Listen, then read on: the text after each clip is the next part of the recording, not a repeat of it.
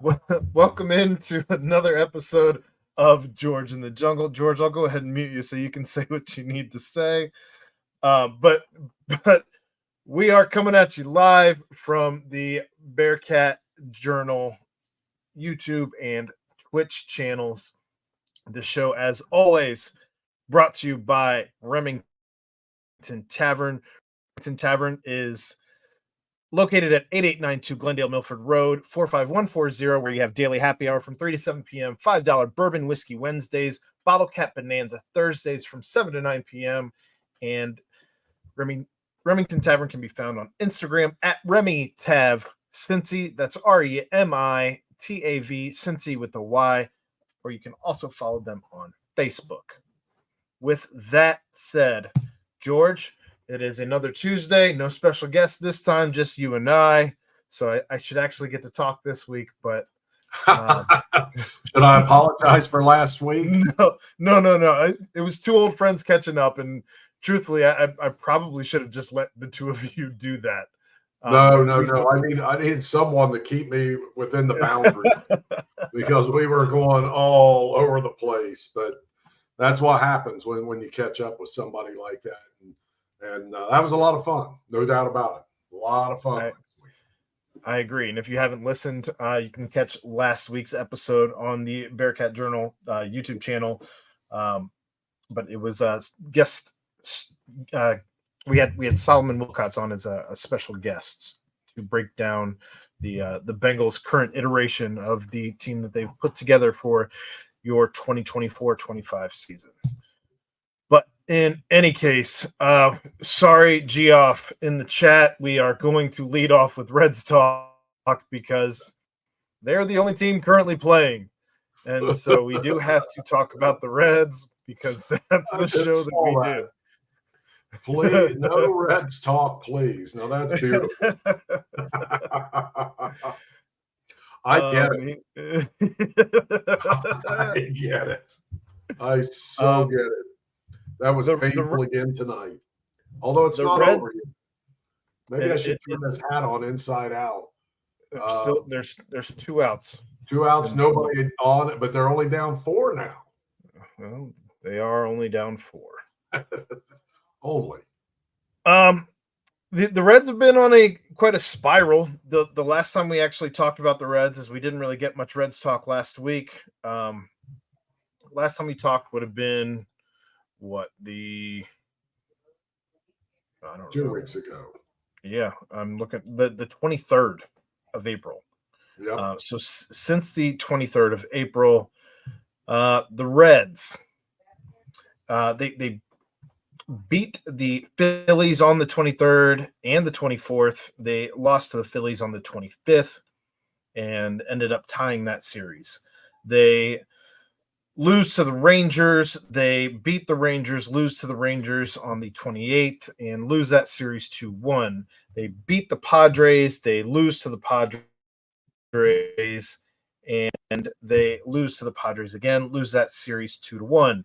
They get swept by the Orioles by that last game was horrendous, 11-1 to end that series in that 3-game series.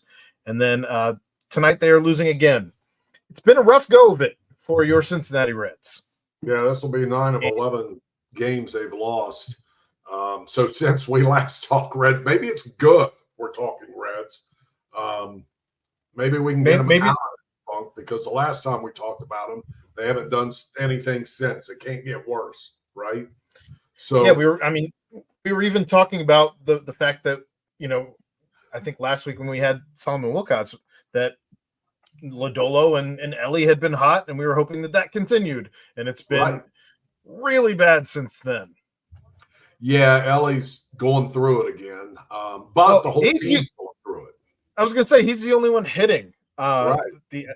There was a let me see if I can find this tweet. But essentially, the rest of the team outside of Ellie, I believe on the season, is hitting right around the Mendoza line. That's not good. Yeah, if you look at as a team, it's crazy. It's like I want to say like 8 of their position players. Now, 2 of them got sent down, Martini and Thompson today, and they brought up Connor Capel from the minors. But out of like 12 position players, I think 8 are hitting under 200.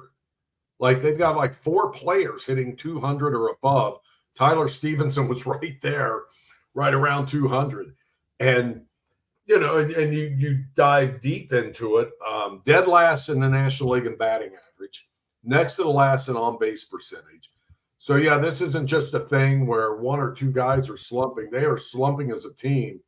And let's face it, since opening day, we've been waiting for Candelario to come alive, and he'll show a flash for a game or 2, but then it goes right back to where it was. Same way with CES. He's still struggling. And you look at these young guys, and like CES and Ellie, you're going to expect that. Even Steer, who's played a full season now at the major league level, but these pitchers figure out ways to get these guys. And now they've got to do, and we've talked about this, we knew that there would be a book on Ellie De La Cruz after what he showed last year.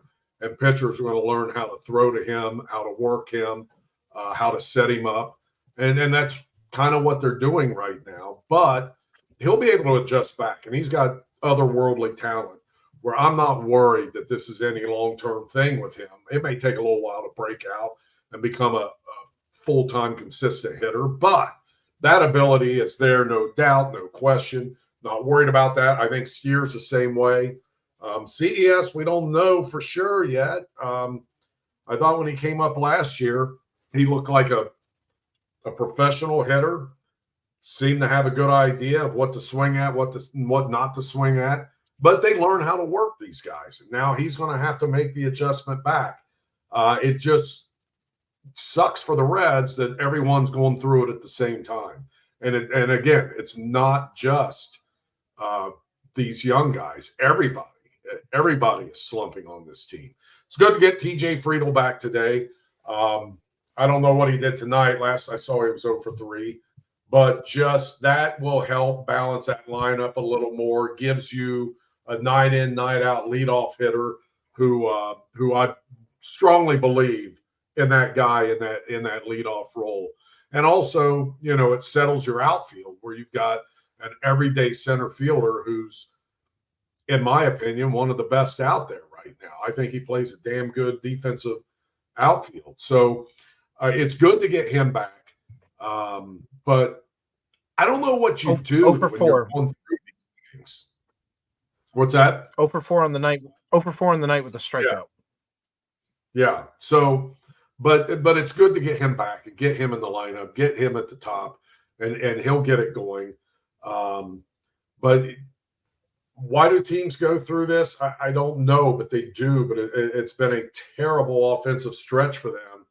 And, there's teams do things. I remember there's been teams going through slumps and a bunch of guys shave their heads or they do something. I don't know what the Reds do to get out of this. I really don't. You just got to fight your way through it and figure some things out. And I'm sure individually, each guy is working on something that they think is their weakness. And hopefully for their sake, it comes together before it's too late. Because, you lose 9 out of 11 now. And you're in the midst of a stretch. Tonight begins a stretch of 19 straight games against the National League West.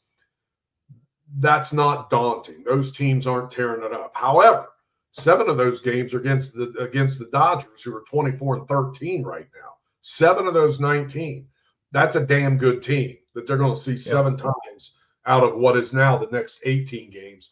4 games out there on the road trip. Then they'll get them 3 more back here. And so it's not that if they continue on this path, I'm not going to say it's too late for them to bounce back after this 19-game stretch if they don't start playing better, but they're going to be in some trouble. They're 4.5 back now after the loss tonight, could be 5. Not anything insurmountable in early May. It's not time to panic. However, you don't want to be 10 back, going into Memorial Day weekend. And that's, kind of what we're looking at here. if they don't get things turned around. In the chat here, Steve says the sad part for the Reds is that the starting pitching has been very good. They're wasting some very good pitching. We've touched on that 2 weeks ago when we last talked about the Reds. We touched on some of the run support that guys like Hunter Green especially had not been getting. Even tonight, you had Frankie Montas coming back from when he took that screamer off of his shin. But he had 6 innings pitched, 4 hits, 2 runs, 1 earned, a walk, 7 strikeouts, and that's the first time that he's gone 6+ since opening day, and that's what you want out of your number one guy, the guy who started opening day for you, your ace, I suppose. You want him to pitch games like this, and you just don't do anything for him. Right. I mean, you go down the list of Ashcraft, Abbott, Green, Lodolo, Montas. Okay, those are your 5 hammers in that starting rotation, and all have more than respectable ERAs at this point. Montas did his job tonight. He did his job. They should have been in the game. They should be able to manufacture more runs. Lodolo on Sunday gives up 3 in the first, which was the first time he looked vulnerable all season. Then he settled down. He ended up I think he allowed 4 runs in the game, but still he didn't get them buried. It's not like they could, but I can't remember what they ended up scoring on Sunday, but they couldn't get anything going. And they've been shut out twice in the last 2 games. What was that final? 11-1 on Sunday. Oh, yeah, it was 11-1. That's right. It got really, really ugly. But Lodolo gave up 4 of those runs, and you're going to have those hiccups. I think that may have been the game Suter came in and he couldn't get anybody out, if I remember right. And he's been pretty good. He's had a couple of spotty outings, but the starting pitching has been good. I mean, Abbott's gotten yanked maybe a little earlier than I thought he should a couple times. But anyway, his numbers are pretty good. Hunter Green's on a streak here where I think he's gone something like 14 innings without allowing a run. I wish he would have lasted longer in his last start. I think he made it 5 2/3. Didn't give up a run, but he wasn't pitch efficient. But to start before, he was a little more pitch efficient and got through 7 shutout innings. And hopefully these are signs that Hunter's figuring this out. As he figures it out and keeps teams off the board, hopefully he also figures out how to get a little deeper into these ball games. But they have. It's funny that was just brought up on the chat too. I was just talking to somebody before we jumped on here, and that's something they brought up. They're like, the starting pitching's been good, and we're wasting all this good starting pitching early in the season because they can't manufacture any runs. And again, their lineup is what it is. And when you look at Steer, De La Cruz, CES, I'm excited about those guys. I think they are a good core for the future. They've had to do a little handiwork. Candelario has not done anything to justify that signing. I'm not panicked about him yet either, but I'm very concerned because sometimes the shelf life is what it is, and you can't change that. So is he at the beginning of the end? I don't know. I wouldn't think so, but they got to get some guys going. And Will Benson's been struggling. He's scuffling under 200. And that's another guy. I talk about these other young guys. He's relatively young when it comes to major league at bat and all that, right? He's another one that the opposing pitchers. There's a book on this guy. They know how to work him right now, and he's got to make the answer back. I know this. I do believe strongly that this is a group of guys who love the game. I believe they're coachable. I think they work very hard and are going to do everything they can to bust out of this. This has been a terrible, terrible stretch, and you can't absorb too many stretches like this during a season. Even though it's a long season, you can't go through too many stretches like this and still expect to get, 85 plus wins to make the playoffs or win the division. Yeah, tonight even 4 left on base. That's not enough to really do anything with. I'm not going to be extremely critical of 4 left on base for the entire night. That's No, and the shame of that is the Reds are really good. Once they get on the bases, they can steal. They're good at taking extra base. they're aggressive. Pressure. They put pressure on a defense when they have people on base, and they just haven't been getting people on base to do that. It's crazy, but teams go through this. But the jarring part of this is it's kind of early in the season. And back to my point I just made, you can't do this very many times during a season and expect to be in the mix at the end in September. Did you have a knee-jerk reaction to Sam Moll being sent down the other day, 2 days ago, I guess it was? He was option. I was surprised. Yeah, I was surprised. As he hadn't given up a run all season. I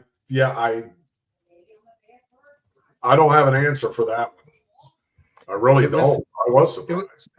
It was a head scratcher. I know that they claim the people who look into these types of things on Twitter, the investigators, if you will, they essentially pointed out that there were only 3 guys, I believe, 3 or 4 guys that had options left to AAA without having to send through waivers or just outright DFA. So guess that's why you do it. I don't know. I mean, that plays into it. You're looking at the big picture, and I do get that. You are looking at the big picture, but yeah, 23 consecutive scoreless innings, which is the longest streak. It's tough to send that down, especially when you're going through a stretch like this, right? I know. Exactly. Yeah. Runs are at a premium. Scoring, you sure as hell want to keep the other team off the board. Right. When runs are at a premium, you want to make sure that you got the guy who's not allowing runs to be scored out there pitching for you. So yeah, that one certainly had me scratching my head a little bit. And hindsight being 2020 as it is, maybe got a guy taking up a roster spot in Justin Wilson. I'm not really sure. We know that they're still down some guys. Ian Gabot comes to mind as he was moved to the 60-day DL today. But slowly but surely, some of the guys are coming back from injury and illness and all of those things. Fraley back in the lineup, Friedel back in the lineup. Those are both good things, and I think it'll take Friedel a minute to get. Fraley's actually been hitting the ball a little bit. He hasn't been caught today. Yeah, he hasn't been caught in this vortex that everybody else is in, where he's just completely ice cold. And it is it is worrisome that some of these guys have been ice cold since March, whatever it was when they started this season, and I'm looking at CES and Candelario in particular. And then you don't expect much out of that catching position at the plate, but I Luke Maley, you're going to get what you get. I love the guy. He's a gamer. He's damn good behind the plate. I think he's really good for this team. I don't worry about that too much. I'd like to see Tyler Stevenson, who has some serious ability at the plate, to be hitting a little better than he is. I agree. And when you're kind of carried as one of the leaders on this team, one of the more tenured players on this team, as young a team as it is, a guy like Tyler Stevenson needs to be leading by example and batting as he's currently. He did have a home run tonight, but still 213. There's a lot of swinging in the 9th inning. I think a lot of swing and a miss. I think India had that one. India had one in the game. I don't know when it was. Was that the 9th? India's was in the 7th, and Stevenson's was in the 9th. Yeah. Yep. Yeah, I was able to see India's. I didn't see Stevenson's. But yeah, that's a position, you don't expect a whole lot of offense out of. It's great, and it's gravy if you do. But Tyler Stevenson's a former first-round pick out of high school who progressed through the minors, and even though he started off slow in his minor league career, started getting some momentum And by the time he got up here, I thought he was a decent hitter, and I don't know what's going on there, but you know, he's been around long enough that he shouldn't be going through this prolonged slump like that. But you know, they put a lot on those catchers' plate, and which I never got to that level. I was a catcher myself, and it wasn't ever as intense as what these guys have to do and know every hitter on the other team and how this pitcher wants to approach it. And then a relief pitcher comes in and how he wants to approach it and all that stuff. I never got that in depth. All I worried about was hitting the damn ball when I was a catcher. I just caught what they threw it back to them. And when I got to the plate, I knew I was going to be ready to hit. And it's a little different at that level for these guys. They have a little bit more going on their mind, but I think Tyler's better than what he's showing. Well, the Reds do currently stand at 16-19. They got the Diamondbacks again tomorrow with a nearly identical record at 16-20. And then they finish the series up on Thursday before they'll be off to San Francisco for the weekend. And the Giants are currently 15-21. So they'll have a 3-game series against them before going to Arizona to face the Diamondbacks again. So you got a chance with 8 games against teams that have nearly identical records to yourself. Right.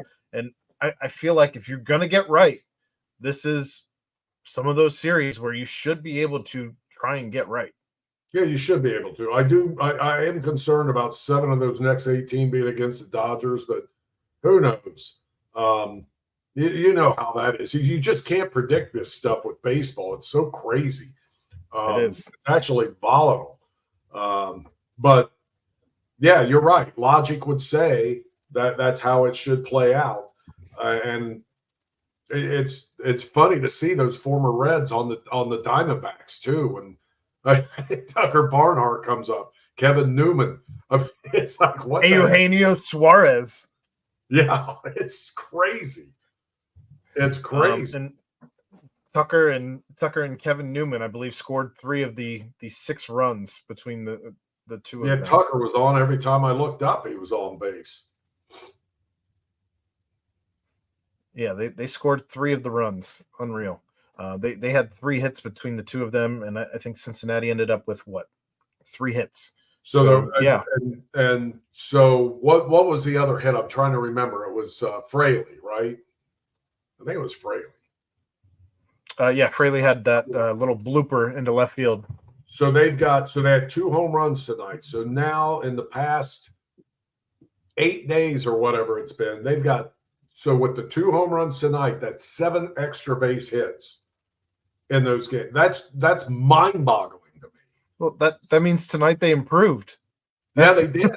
They did. In fact, they doubled their home run output over that span because they were at 1. They had 1. They're figuring it out, George. They're figuring it out. So it was a 200 to 300% increase. Math was not my major, but yeah, they had 5 extra base hits in the week leading up to tonight's game, and that just tells you how bad they are slumping at the plate. Because if you're hitting the ball sharply, you can hit line drives and outfield, but sometimes they're going to find a gap. You're going to get extra base hits, or you're going to rip something down the first base or third base line. They're not doing that. They're not squaring the ball up at all, and that's how bad this slump has been. And I'm of the belief, and I've always said I'm an optimist on this show, and I am. Baseball evens out, and they're going to bust out of this thing, and somebody's going to pay. Hopefully it's on this road trip. I have no reason to believe it will be, because historically these West Coast 10-game road trips have not been pleasant. But at some point, I do feel these guys have enough ability and are good enough that they're going to figure it out.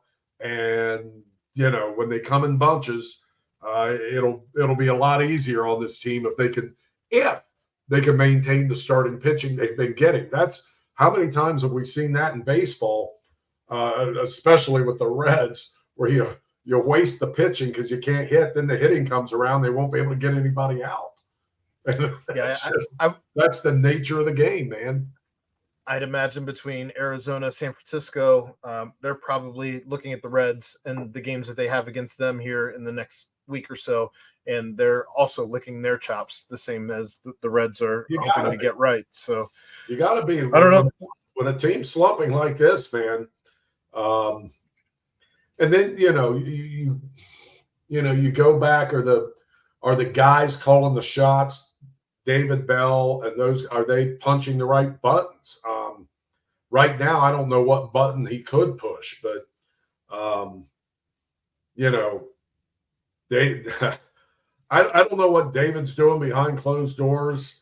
I got an idea what I would be doing, but if his guys are showing up early and putting in the extra work, and you don't want them pressing, but you do want them finding ways to pull out of this, and you just equate that to anything you do. Any job you have, when you're showing up and things aren't going right, you might come in early the next day and get things settled before you start your day, and hopefully you have a little smoother road of it. And they strike me as a team that would take care of their own business in that way, but we'll see. We will see, and there's still plenty of baseball left this summer. Everybody does talk about the sophomore slump. Unfortunately, we got about 15 sophomores on this team, so we're going to be dealing with quite a few sophomore slumps here. Yeah, that's a thing. You can be, I mean, it is such a long season. I remember that year the Rockies went into September and they were sucking, and then they reeled off 22 straight wins or whatever. It was something ridiculous. I feel like Oakland does that like every other year, where they'll just. True. It's like we call them closers in horse racing. It's like you're all the way back, and I love betting a closer.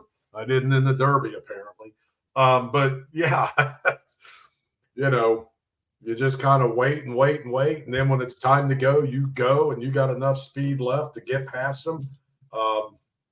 But I'm not banking on that. I'm just hoping the Reds kind of slowly turn it around, and then by the time McLean's back and they have everything hitting on all cylinders, they won't be blown out of the race. They got to hang in there. Well, time will tell, and they live to fight another day. Even if they lost today, there's again plenty more baseball on the horizon for these Cincinnati. There is, but they better get their ass in gear. I agree. I don't want to call this good news. I don't know if you saw, but as the Cardinals are, where are they at in the standings? Are they? Let's see. The Cardinals. Oh, they're behind the Reds, and they just had Wilson Contreras, one of their best hitters on their team, just got hit with a JD Martinez bat on the swing through. Oh, fractured his forearm. Oh my God. Woof. I hate to hear that. I mean, that's those guys. They don't get paid enough to do what they do behind the plate there, man. I mean, it's just. I don't know how those guys. Wild.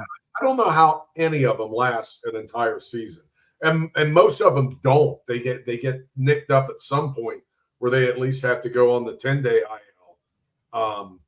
I mean, think about how many foul balls those guys get hit by, and I know they've got equipment, but that doesn't cover everything.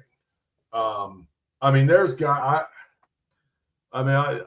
You would go in those clubhouses and see these catchers and the bruises they would have. And I mean, it would not be unusual. Sure. You would go in after a game and a dude you would still see the stitches on their arm or their leg or whatever, where they took a foul ball.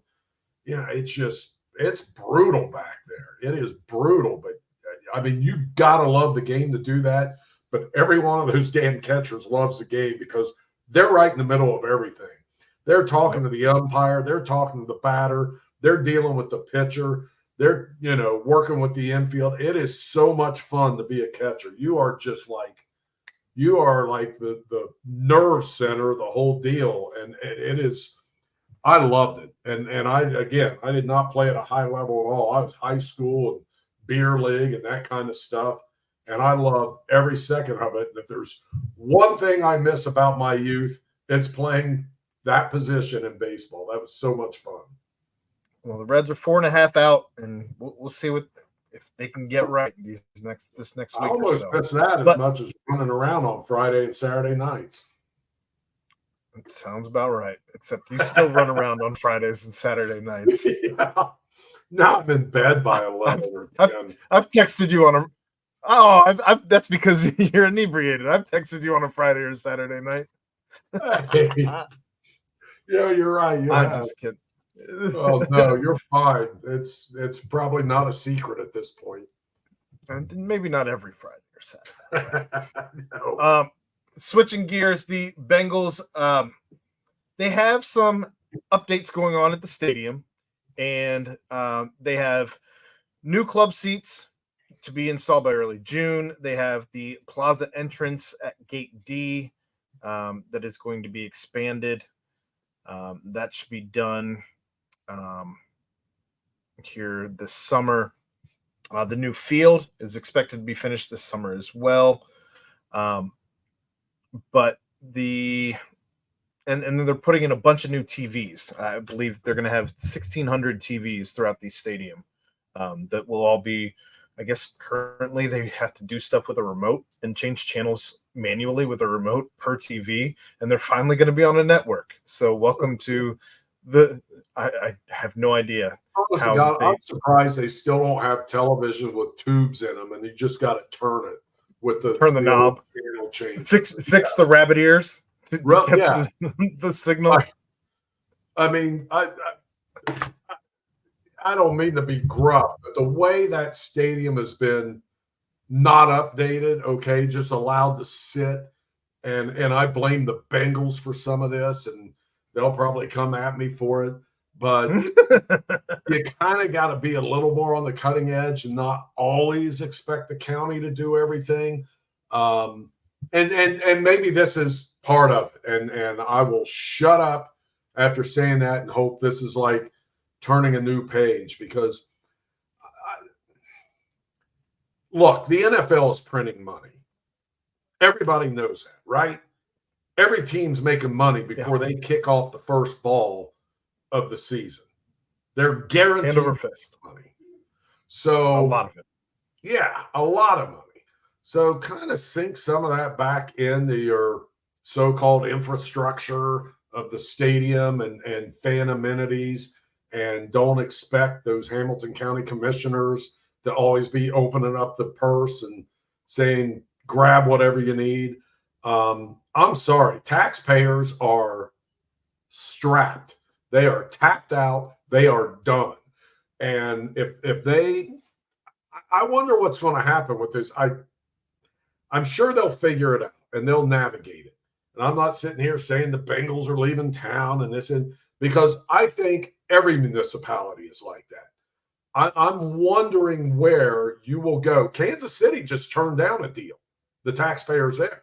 Right. They voted down a stadium deal to redo or revamp or do something or make a new arrowhead. I forget what it was. But taxpayers are done with this stuff. They see all this money being generated, and I don't know of there's no other sports entity that even comes close to what the NFL is generating and what their profit levels are. There's not. So people are on to that. So it's good if this is a Bengals initiative and they're doing this, because that's what needs to be done. They got to be a partner in this and not just standing there with a handout. And look, I was all for the stadium deal in the 90s. I really was, because it was a real threat they were going to leave town. Because there were teams looking everywhere, and, Al Davis and the Raiders, we didn't know what town they were going to be in from one season to the next. He was bouncing all over the place, it felt like. Really? Just give me the best deal and I'll be over there with my team. So it made sense. What didn't make sense was the fine print of the deal.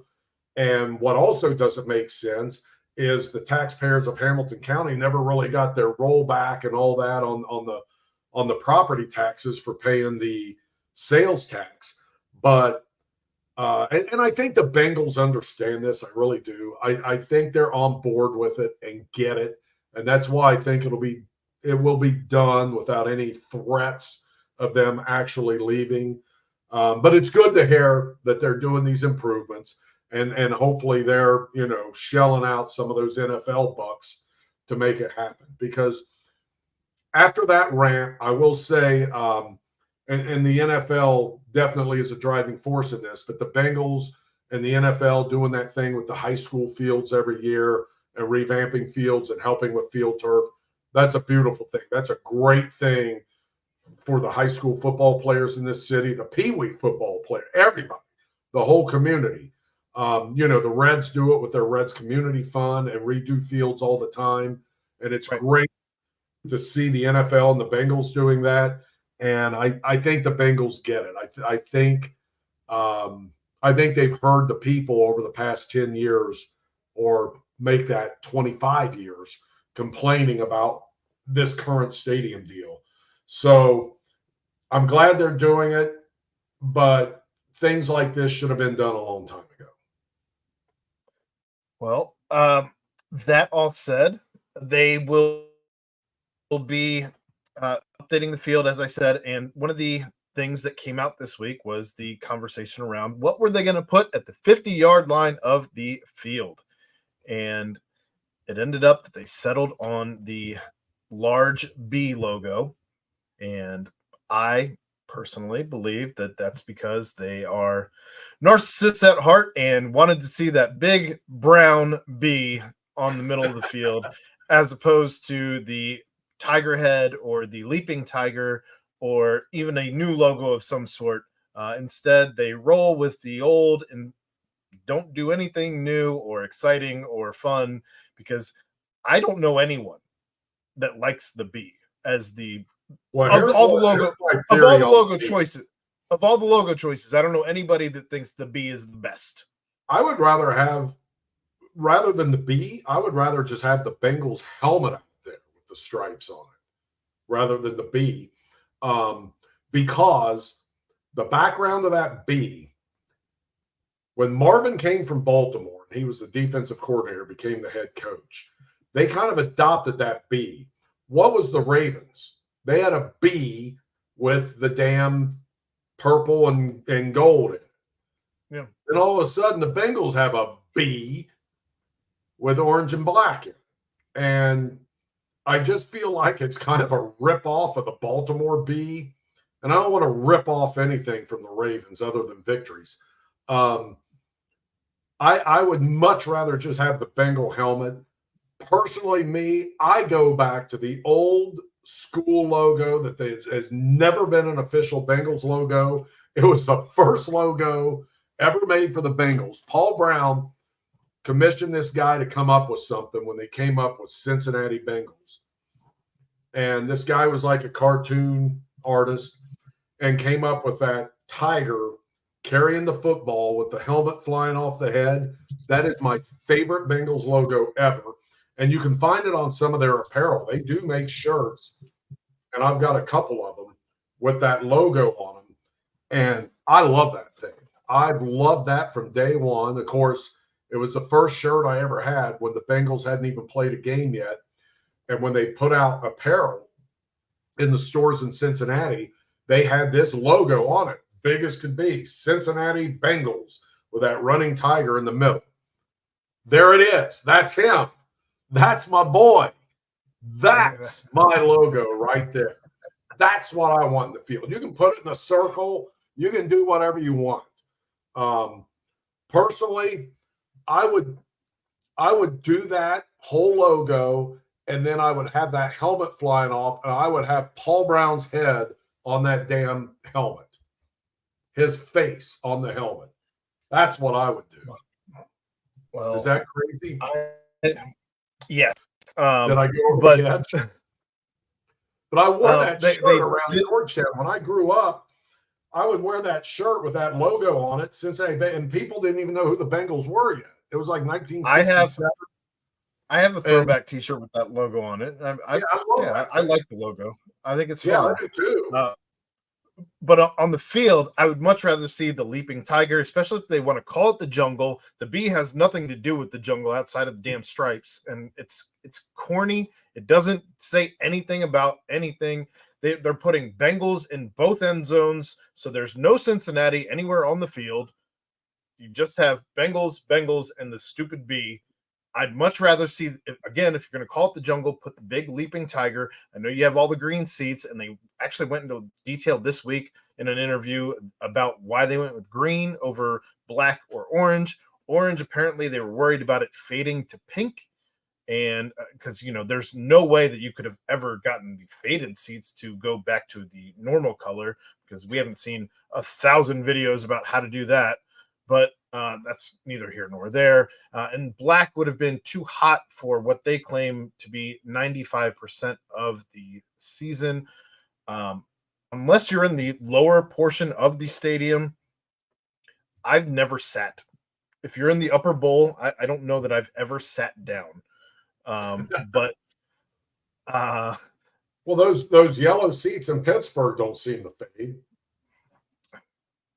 Maybe they do. I guess they just fade to a lighter yellow. But I think this is what it comes down to, and Marcus is onto something without actually saying it, and I'll say it. The green are traditionally the cheapest of the seats to purchase. Too.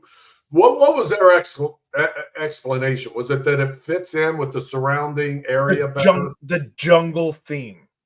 Oh, God. Then you know what? Then they should have mixed in like some other colors to make it look jungly instead of just plain green. Again, it looks like the damn Eagles Stadium, if you ask me. I think they should have done a combination of the black and orange. And look, yes, you're going to sit down and you're going to burn your fanny at first at a preseason game or maybe in September. But who's going to the preseason games anyway? Yeah, certainly not in the upper deck. But yeah, I would not have done it. I remember at the time when they put in the green, and it's like, my God, what the hell is this? Well, really? Like, it doesn't say Bengals. It doesn't say Cincinnati. I would have done some kind of combination with the seats being like, and I know it would have cost more money, and that goes back to Marcus's point. But where you have the stripes in the seats, sure, and that would have been badass. People would drive by there and see that, and it's like there is no question who plays in that stadium. It would have been iconic. It would have been one of those things where anyone I was about to say the world, but certainly the country that's half alert would see that and go, oh, that's Cincinnati. That's the Bengals stadium. You see this thing, and I remember when Marvin said it looked like a prison yard. That's when they put up, because they used to just have the concrete walls. Yeah. And then they put up those pads with the jungle stuff on it. He did that, and he was right. It looked like they were playing it was like the longest yard. See, but that's my damn point with putting the B on the 50-yard line is you still don't know what the hell, because it says Bengals in the end zone, you know that it's the Bengals, but that B does nothing for anybody. Nobody knows that that's even the logo. I don't think outside of Baltimore. It's stupid. Get out of here, Mrs. Vogel. I'm getting harassed. You're being a little loud. What do you want on the logo at the 50-yard line? The Bengals? Yeah. I don't know. She doesn't know. Get out of here. Go back to bed. The leaping You want to follow a Jack Daniels at the 50-yard line. The problem is she'd drink it. So in any case, big news of the day, though, Joe Burrow is back in action. He was out there throwing the ball around. The receivers all commented that it was coming in hot. He felt like he hadn't missed a beat since last year. That's all good news. He was asked about if he had any pain afterwards, said he wanted to keep that to himself. But you do go through pain as you're going through any type of rehab. That's mildly concerning for me. But I guess the good news is he was back. Sounded like he was working an awful lot with Mike Gesicki, one of the guys that is a new signee, and he doesn't have a ton of just chemistry with. But Right. good to see him back out there. He said he did mention, as he was talking about his injury, that when he went through some of his stuff with the hamstring, he was at least able to call and lean into Aaron Rodgers for advice on how to handle that injury. But no quarterback that he could even reach out to had ever gone through what he went through with this injury from last season. And he just felt like he was kind of going through blind. There were linemen and linebackers that had this injury, but they don't use their hands or wrists in any of the same type of way that a quarterback would. So that really wasn't helping him at all. Yeah, and at the time of the injury, we really didn't know, you knew there was a ligament and they were going to do surgery. And you don't know exactly what it is. And I'm telling you, with ligaments, tendons, and it may have been tendons, I think. There's a difference there. Those injuries, yeah, you're going to have some pain coming. It's just going to hit you from time to time until it's all, being an old man, I've gone through some stuff recently, and I can tell you, you'll think, oh my God, I feel great today. And then, God, I feel great today. Then you'll wake up another day and it's like, damn, it's back. And he's probably going through some of that. And that's natural. That's going to happen. Our bodies have a strange way of reminding us, hey, don't overdo it. This thing's still coming back. But it's great to hear that he's got zip on the ball. And the best news is that you hit on is building that chemistry with the new guys. And, Gesicki could be a big part of this offense as a tight end, somebody that Joe can lean on third down or in the red zone, anything. The more they get comfortable with each other, the better.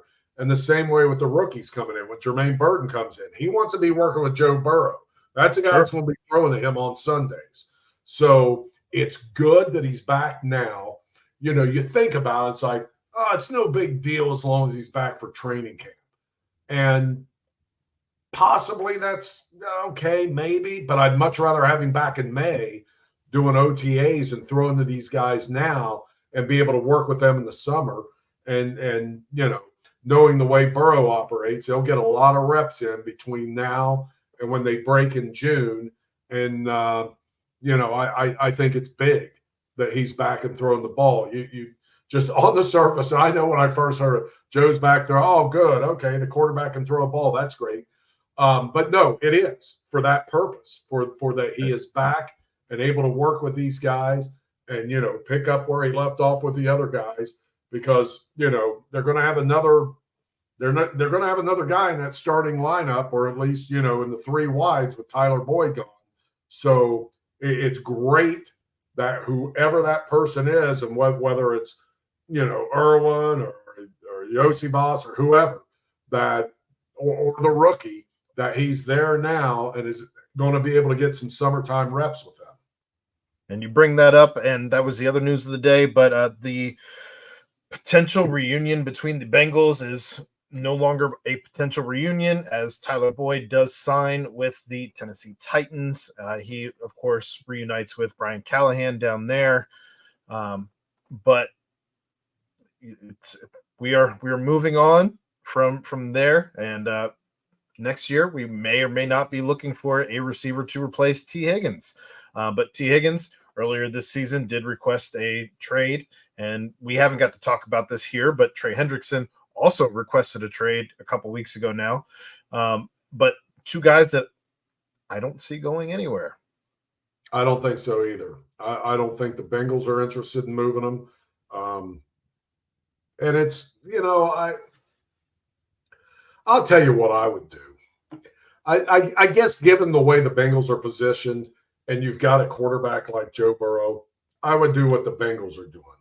But I'm telling you what, I would do in the old days when a guy pulled this stuff, and when I say pulled this stuff, and they have every right to ask for a trade, but it doesn't mean the team has to be happy about it. I would trade them to a last place team tomorrow. I just say, oh, give me what you can. I'm saying back in the old days, no. Teams used to threaten players with trading them to the Bengals back in the 90s, and they'd be like, oh, never mind. Forget the trade request. I'm fine right here. You're not sending me to Cincinnati.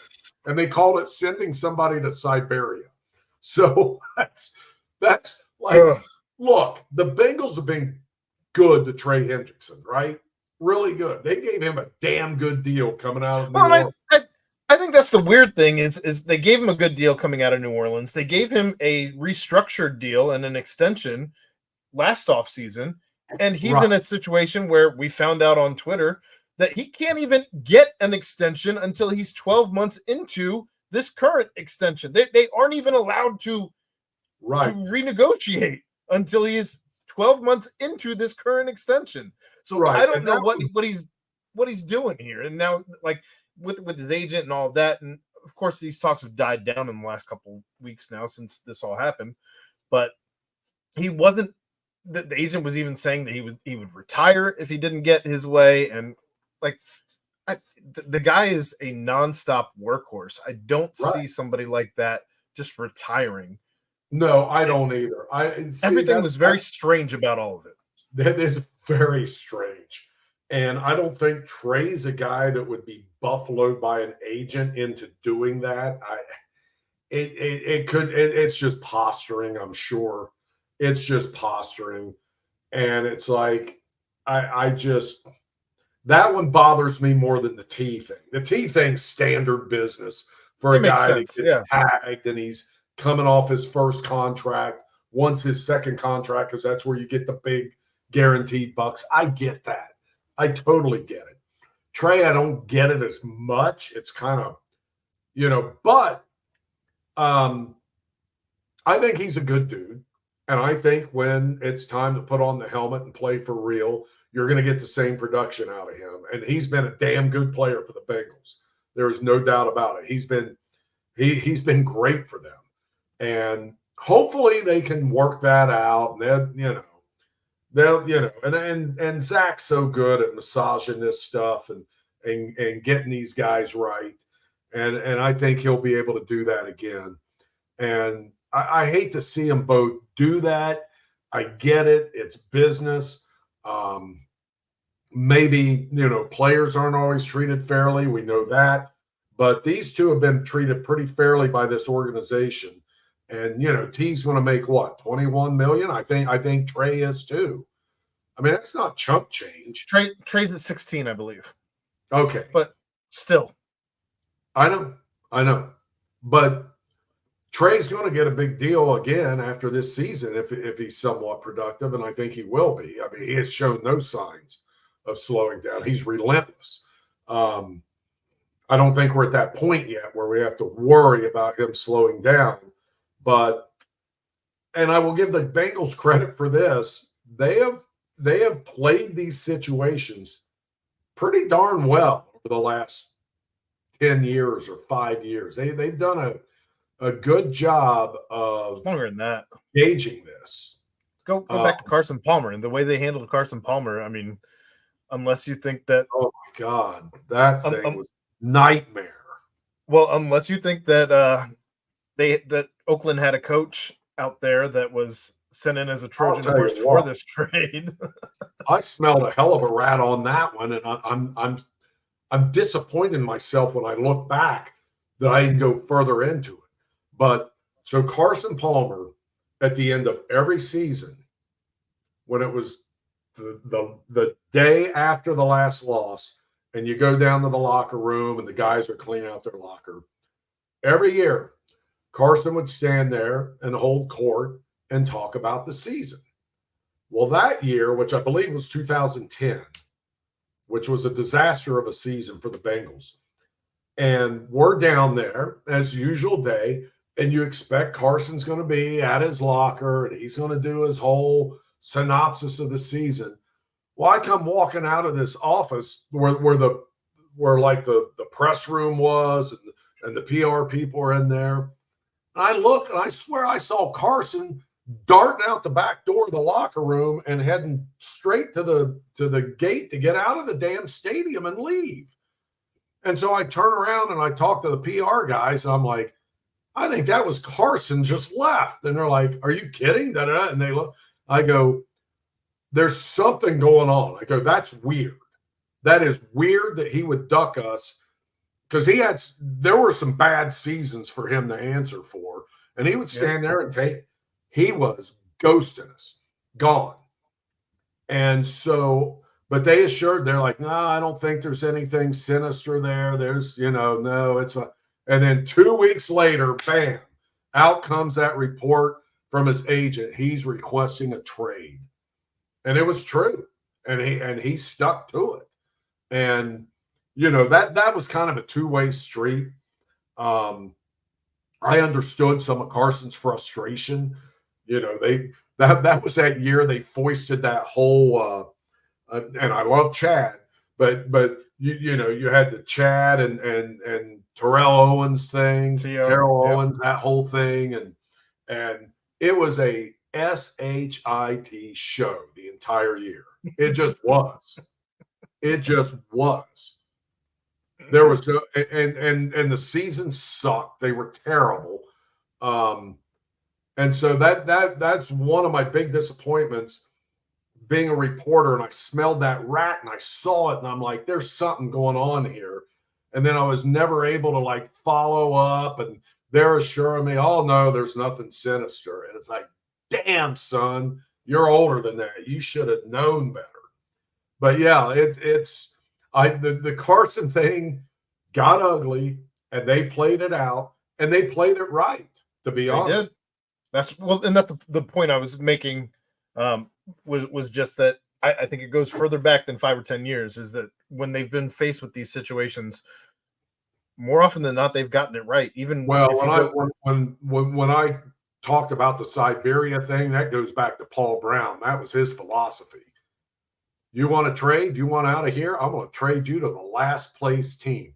He did that to somebody. God, I got to remember who that was. Somebody was disgruntled. And back then, the Packers just sucked. And you're up there in Green Bay, Wisconsin, the frozen tundra, and he sent them there. Like, all right, you want out? See ya.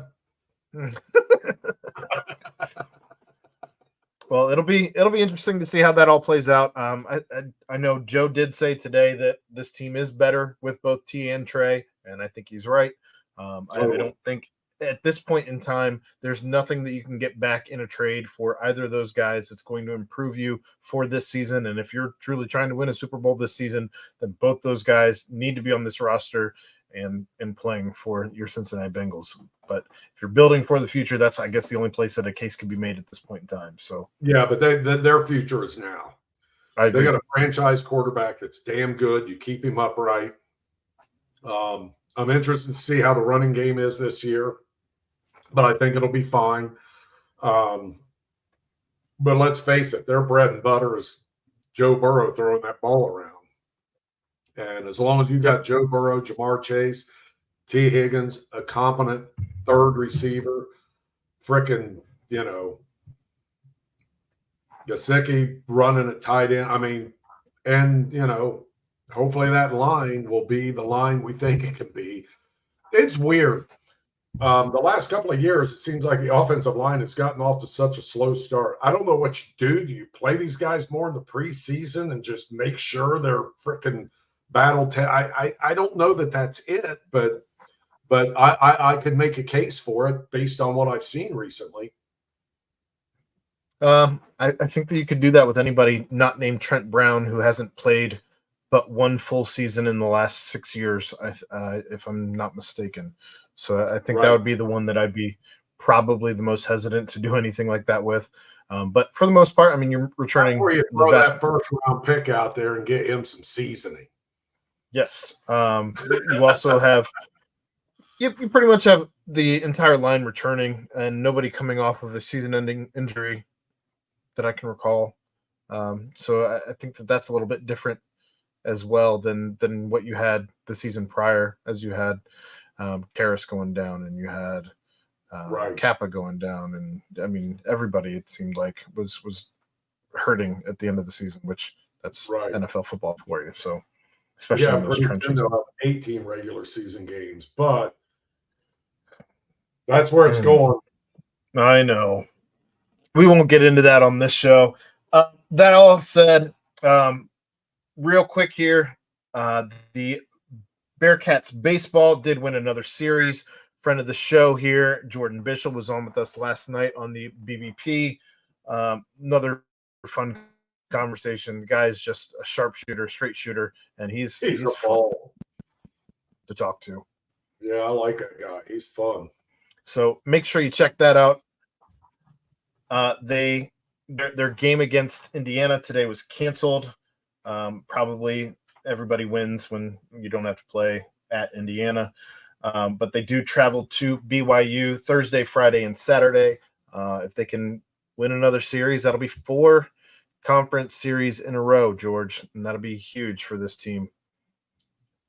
Aaron, I could not have dreamed that for this first season in the Big 12, which is a pretty damn good baseball conference. Yep. And given where UC was coming into this season. Preseason, they were dead last. So that'll be. I'm not sure how the guy's doing it. I'm really not.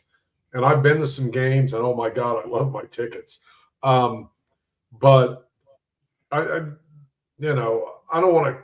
But he knows what he's got to do.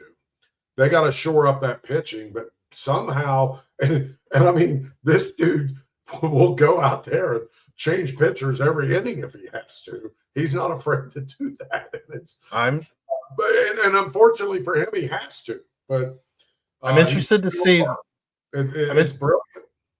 I'm interested to see what the success that he's had this season looks like when he is going back into the portal to put his team together for next year. I think that'll be a lot of fun. But before we're even anywhere near that, he's got to finish this one out.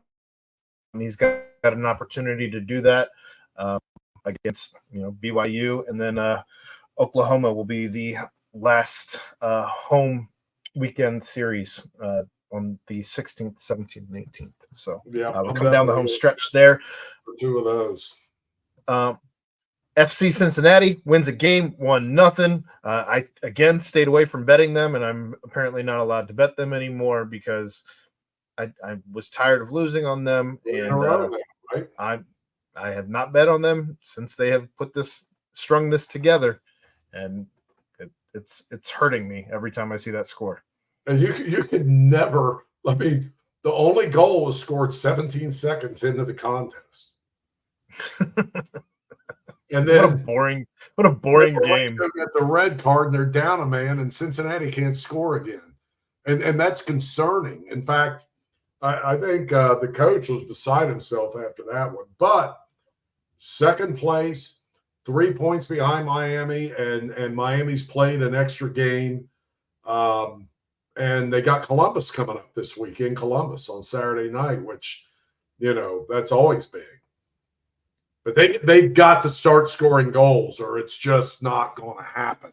I don't care. I mean, defensively, they're tough, and Celentano coming back and goal was sweet, and he looked good again. But at some point, it's like the Reds, man. You got to score some runs. You got to score some goals. You got to score.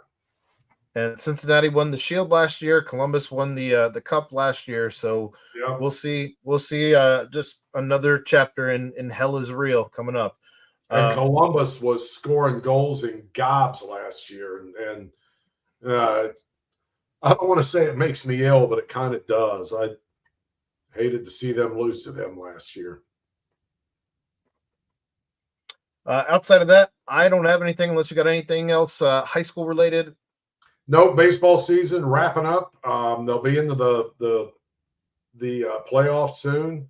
The state tournament. Moeller bearing down on an undefeated season. Here they are again. The Crusaders. I mean, you talk about a baseball program that, you know what? I'm going to have to start. I should know this as long as I've been around this. But my God, that baseball program for success sustained for, we're talking 60 years. the major league players that they've put out there, it's unbelievable. And here they are again this year, 23-0, bearing down on the final week of the regular season. Well, hopefully Coach Bishel's been to some of those games, or somebody on staff has been to some of those games, making some offers to those kids. So no doubt about it, probably to some freshmen and sophomores too. Good on them. I remember going out there, and there was a kid that was a hot Division I prospect as a junior, and he couldn't even crack the starting lineup. That's wild. It is wild. On my team, if you were a Division I prospect as a freshman, you're starting and hitting cleanup, man. All right. Well, that's going to wrap up another episode of George in the Jungle. Appreciate you as always, George.